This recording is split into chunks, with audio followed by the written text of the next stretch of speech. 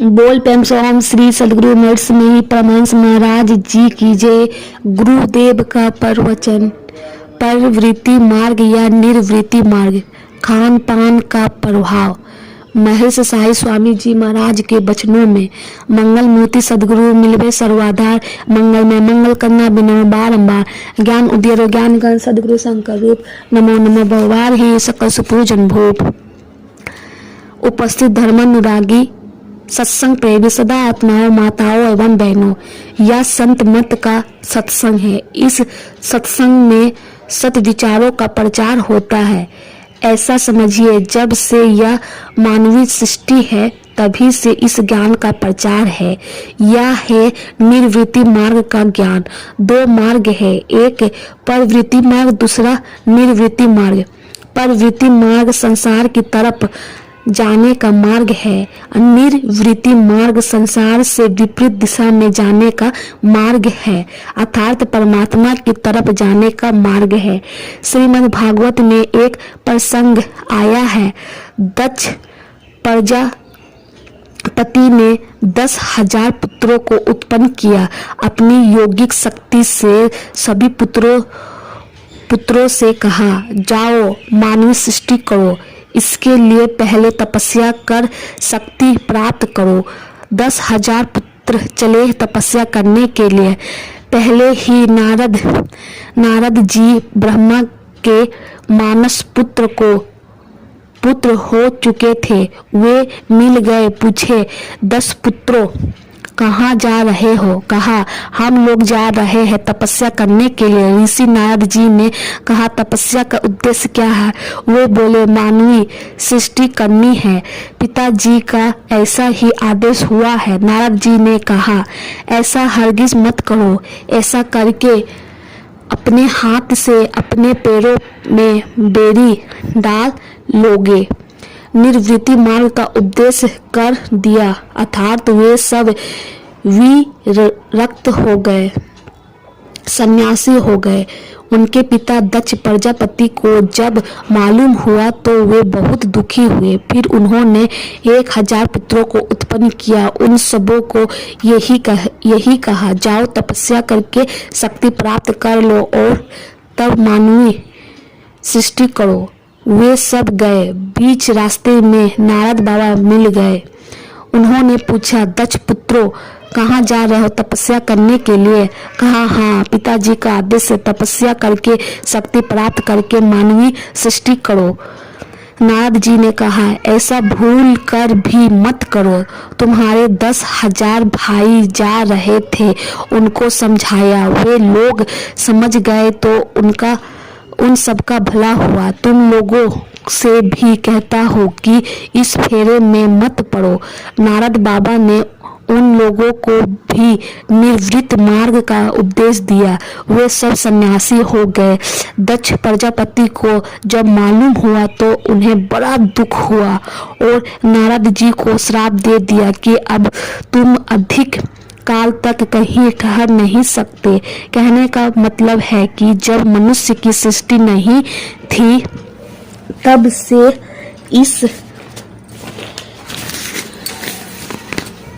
इस ज्ञान का प्रचार है। निर्वृत्त मार्ग अर्थात परमात्मा की तरफ ले जाने का मार्ग और प्रवृत्ति मार्ग अर्थात संसार की तरफ ले जाने का मार्ग, ये दोनों ही मार्ग है। दोनों का रास्ता वही है। जहाँ से चलना है आप बैठे हैं, जहाँ बैठे हैं वहीं से पूर्व जाने का रास्ता है, पश्चिम जाने का रास्ता है, वहीं से उत्तर जाने का रास्ता है, वहीं से दक्षिण जाने का रास्ता भी है। एक ही जगह से जीवात्मा जाएगा। कहाँ से? जहाँ जीवात्मा की बैठक है। जीवात्मा की बैठक कहाँ है? जागृता व्यवस्था में जीव का वसा नेत्र में होता है। जागृता व्यवस्था में आप चलेंगे नेत्र में, किस नेत्र में? बाएं या दाहिने? दोनों आंखों के बीच में एक और नेत्र है। इस आंख का पता सबसे पहले शिव बाबा को ही लगा, इसलिए इसको शिव नेत्र कहा गया है। इसी को तीसरा तिल यानी सुषुम्ना आज्ञा चक्र, दसम द्वार आदि भी कहा गया है। जीव की बैठक वहीं है, वहीं से जीवात्मा जाता है। संसार में जाने के लिए वहीं से शक्ति आती है। इंद्रियों घाटों से वह संसार की तरफ जाता है।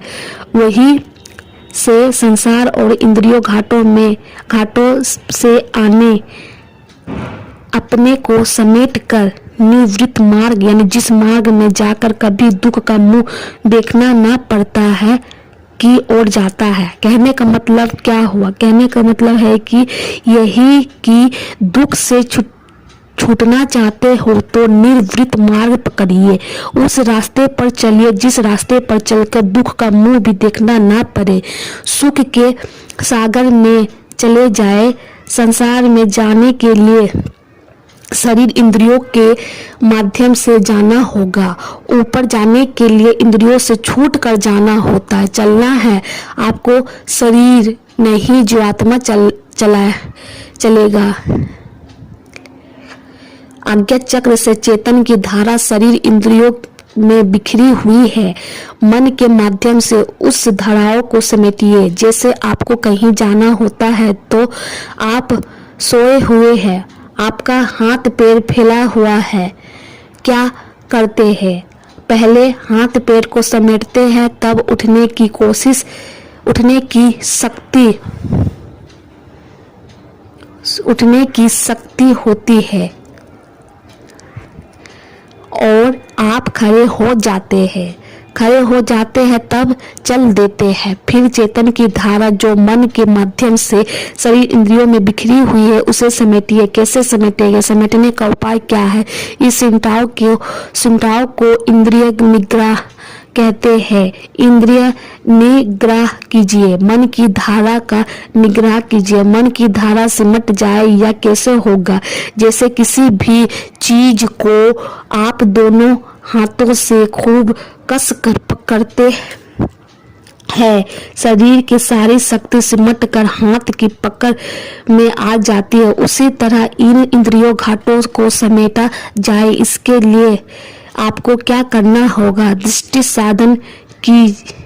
साधन की जो क्रिया है इसलिए है।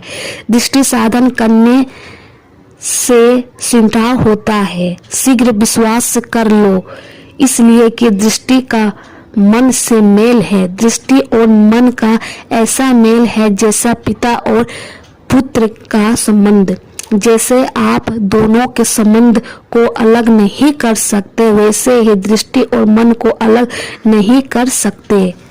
चाहे जागृत की दृष्टि हो, स्वप्न की दृष्टि हो, मानस दृष्टि हो, दृष्टि का मन से मेल है। मन की धारा को समेटने के लिए दृष्टि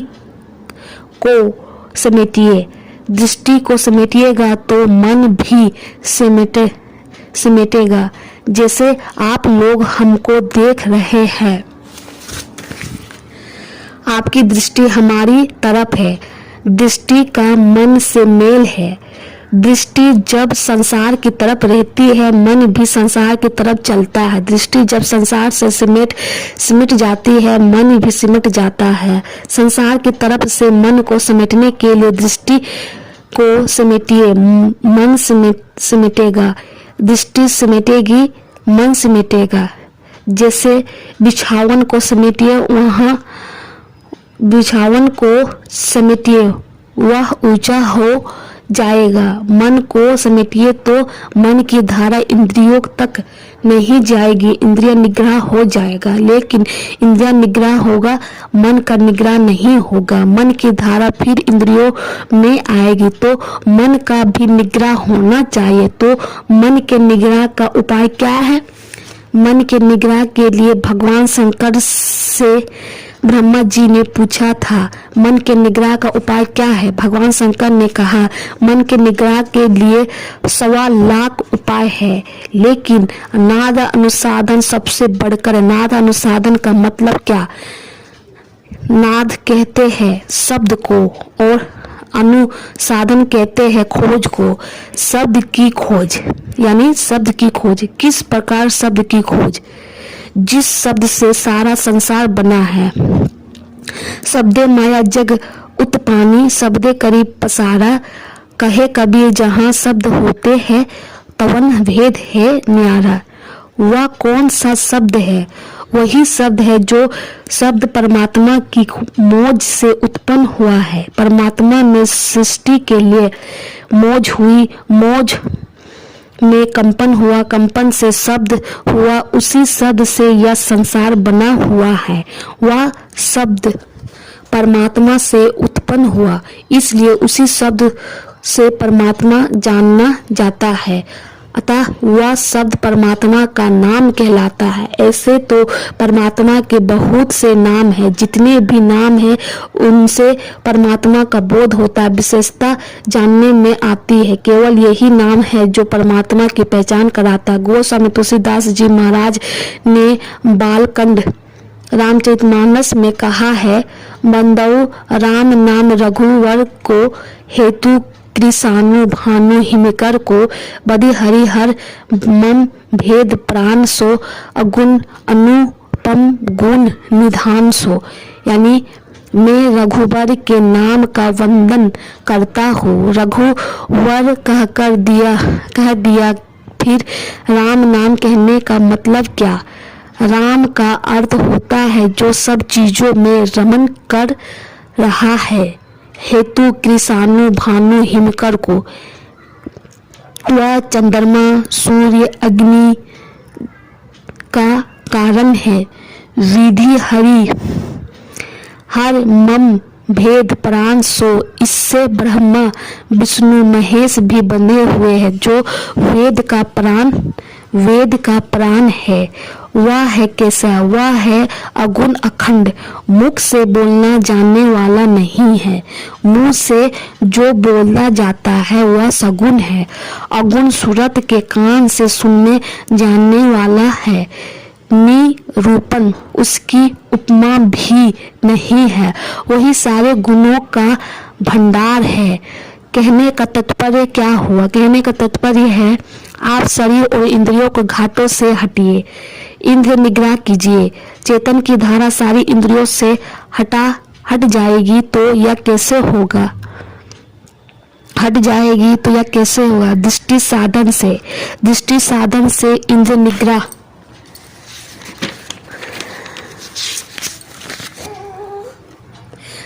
कीजिए। मन का निग्रह करने के लिए दृष्टि साधन कीजिएगा तो एक बिंदुता प्राप्त होगी, तब आपको ब्रह्म ज्योति मिलेगी। वह ब्रह्म ज्योति क्या है? वह परमात्मा की ज्योति है। आपकी दृष्टि में वह ज्योति है ही। जैसे ही दृष्टि की दोनों धारा मिलेगी, ज्योति उदित हो जाएगी। दृष्टि जुटने का मतलब मन सिमट गया। मन सिमटने का मतलब मन ऊर्ध गति की ओर चला गया। तो गोस्वामी तुलसीदास जी महाराज कहते हैं, प्रथम अविद्या निशा न सानी, सबसे पहली बात उनकी अज्ञानता चली गई। उलुक जहाँ तहाँ लुकाने, उनका पाप करना बंद हो जाता है। काम क्रोध करवे सो कुचाने, काम क्रोधी आदि विकार समाप्त हो जाते हैं। वहां जाकर धर्म तगड़ यानी धर्म का स्वरूप हो जाता है। धर्म किसे कहते हैं? धर्म उस पवित्र कर्म को कहते हैं जिससे संसार की आसक्ति समाप्त हो जाती है। संसार शक्ति क्या है? इस संसार में जीव जो आते हैं, बात श्रुति ले आविए, सब श्रुति ले जाए। परिचय श्रुति है, स्त्रीय सो गुरु दई बताए। संसार की वासना जो है वही जीव को संसार में ले आती है। संसार की आसक्ति समाप्त हो जाएगी तब संसार की तरफ जाने से रुक जाएंगे। जब आप परमात्मा की तरफ जाएंगे तब आपके अंदर ज्ञान होगा। कहने का तात्पर्य यह हुआ दृष्टि साधन और नादानुसाधन, ये दो मुख्य साधन है। दृष्टि साधन करने से नादानुसाधन क्रिया करने की शक्ति प्राप्त हो जाती है। नादानुसाधन करिएगा तो आप सारे अवनों से, सारे कलेशों से अपने आपके ज्ञान में होकर परमात्मा में विराजने वाले अखंड सुख को प्राप्त कर लेंगे। लेकिन इस साधन को करने के योग्य होने के लिए पहले कुछ मोटी उपासनाएं करनी पड़ती है। जैसे आरंभ में बारीक अक्षर लिखने में हम असमर्थ होते हैं, इसलिए पहले मोटे अक्षर को लिखते हैं, तब बारीक लिखने की क्षमता प्राप्त हो जाती है। उसी तरह ये सूक्ष्म साधन है, लेकिन कुछ मोटी उपासनाएं करनी पड़ती है। मोटी उपासनाओं में खास है नाम का जप और रूप का ध्यान। ये दो ही मुख्य साधन है। किस नाम का जप और किस रूप का ध्यान करें। कोई नाम छोटा, कोई नाम बड़ा, कोई रूप छोटा, कोई रूप बड़ा है, ऐसी बात नहीं। इसलिए कि सब अचर चर रूप परमात्मा के हैं। रूप में संबंधित जितने नाम हैं सब परमात्मा के नाम हैं। सुंदर दास जी महाराज के वचन में है, एक ही कूप के नीर से सिंचते ईख अफीमहि अम्ब अनारा है जल, एक ही स्वाद अनेकन मिष्ट कुटुक खटा अरु खारा। ऐसे ही देह संयोग से आत्म दिसत आहि मिलो सो विकारा, कार्यो लियो सो विवेक से आत्म सुंदर शुद्ध स्वरूप ही न्यारा। यानी एक ही कुएं के पानी से नीम आम अनार को सींचते हैं। जल एक ही है, लेकिन स्वाद अलग अलग हो जाता है। सबके अंदर आत्म तत्व एक ही है, लेकिन शरीर भिन्न भिन्न मालूम होता है। इसलिए किसी रूप का ध्यान कीजिए, किसी भी नाम को जपिए, लेकिन मनमानी मत कीजिए। गुरु बिना माला फेरता, गुरु बिना करता दान, गुरु बिना सब निष्फल गया, बूझो वेद पुराण। यानी इसलिए भगवान राम ने भी गुरु किया, भगवान कृष्ण ने भी गुरु किया, ये सब स्वयं गुरु रूप थे। फिर गुरु करने की आवश्यकता क्या। उन्होंने ऐसा करके हम लोगों को उपदेश दिया कि हम जैसों को भी गुरु की आवश्यकता है, तो सर्वसाधारण मनुष्य के लिए क्या नहीं है।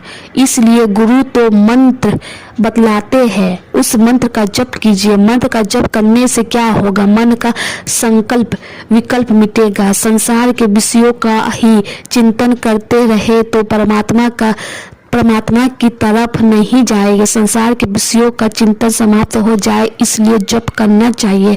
जैसे कोई गाड़ी जा रही है, किसी ने संकेत कर दिया कि आगे खतरा है, तो गाड़ी को ब्रेक लगाना होगा। ब्रेक नहीं लगाया जाएगा तो गाड़ी खतरे में चली जाएगी। तो संसार की तरफ से रोकने के लिए जप है, जप कीजिए, तब संसार के विषयों की तरफ से मन सिमटेगा। और फिर इतने ही से तो काम नहीं चलेगा, आपको उचित रास्ते पर चलना पड़ेगा। इसके लिए आपको मुड़ना पड़ेगा। मुड़ने के लिए मुड़े हुए हैं, उनका ध्यान कीजिए तो मुड़ने की शक्ति प्राप्त होगी। गोस्वामी तुलसीदास जी कहते हैं, पवित्र अंतःकरण वाले हृदय में ही शांति की पलंग बिछती है। अंतःकरण पवित्र आत्मा के ध्यान से होता है। इसलिए ध्यान कीजिए। मुस्तैदी से एक रूप का ध्यान और एक नाम का जप होना चाहिए। अनेक तरफ रहिएगा तो चिंता नहीं होगा। तब आप फैलाव में रह जाएंगे। तब आपकी भक्ति कैसी होगी? वह होगी बेचानी भक्ति। जो एक नाम और एक रूप में रहता है उसकी भक्ति पतिव्रत भक्ति होती है। जैसे कोई नारी है, अपने को एक पति पर लगा कर रखती है, उसे पतिव्रता स्त्री कहते हैं। जो अनेक पर लगा कर रखते हैं उसको क्या कहते हैं? बेचानी कहते हैं। गुरु महाराज के वचन में है कि आत्म पुरुष का जब ज्ञान हो जाए तो अनेकता समाप्त हो जाती है, एक ही एक हो जाता है।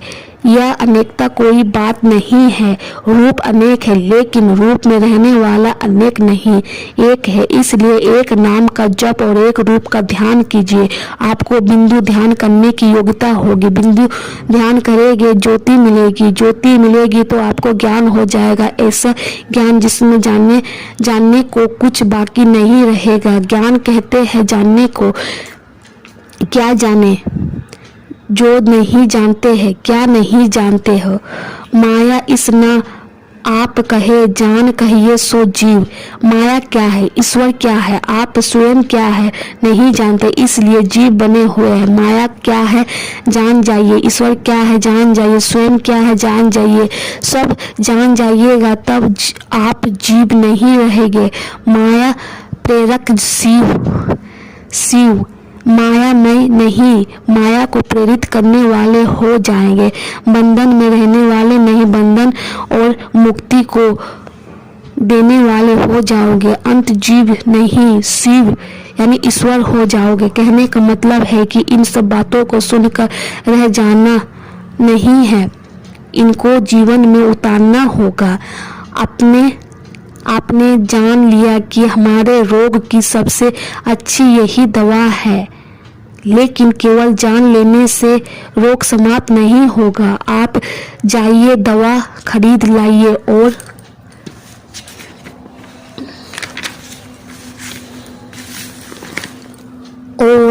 अलमारी में रख दीजिए, तब भी आपका रोग नहीं जाएगा।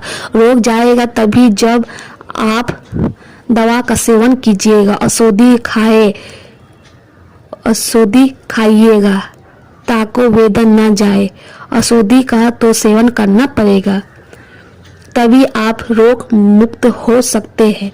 साथ ही साथ पथ्य परहेज से भी रहना पड़ेगा। हम लोग रोज पाठ करते हैं, एक ईश्वर पर अटल विश्वास, पूर्ण भरोसा तथा अपने अंतर में उनकी प्राप्ति का दृढ़ निश्चय रखना, सद्गुरु की निष्कपट सेवा, सत्संग, ध्यान अभ्यास, ये विधि है। पंच पापों से बचना है, इस विधि निषेध का पालन कीजिए, यही भक्ति है। हमारे गुरु महाराज के वचन में है, खान पान को प्रथम समारो, तब रस रस सब अवगुण मारो। यानी पंच पापों से बचना चाहते हो तो खान पान का सुधार कीजिए। खान पान अगर नहीं सुधरेगा तो आप पंच पापों से नहीं बच पाओगे। महाभारत की लड़ाई जब समाप्त हो गई तब भगवान श्री कृष्ण ने पांडवों से कहा, चलो अभी भीष्म पितामह जीवित है, उनसे कुछ उपदेश सुन लो। पांचों भाई पांडव द्रौपदी के साथ चल पड़े कुरुक्षेत्र के मैदान में। उन्होंने भीष्म पितामह से कहा, देखिए ये 5 पुत्र आए हैं, इन लोगों को कुछ उपदेश दीजिए।